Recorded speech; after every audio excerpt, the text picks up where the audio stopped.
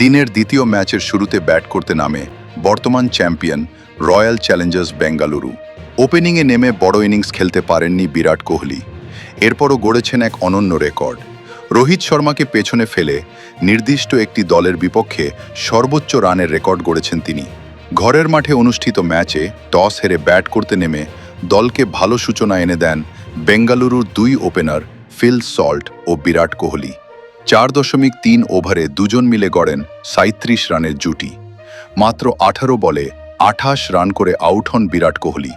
আজকের ইনিংস যোগ করলে চেন্নাই সুপার কিংসের বিপক্ষে এখন পর্যন্ত 36 ম্যাচ খেলে কোহলি করেছেন 1174 রান, যা একটি নির্দিষ্ট দলের বিপক্ষে যে কোনো ব্যাটারের চেয়ে সর্বোচ্চ। এর আগে এই রেকর্ডটি ছিল রোহিত শর্মার দখলে। কোহলির সমান সংখ্যক ম্যাচ খেলে কলকাতা নাইট রাইডার্সের বিপক্ষে 1161 রান করেছেন তিনি।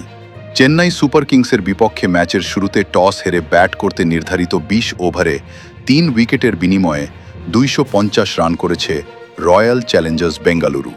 50-র দেখা পেয়েছেন টিম ডেভিড ও দেবদূত পাড্ডিকল।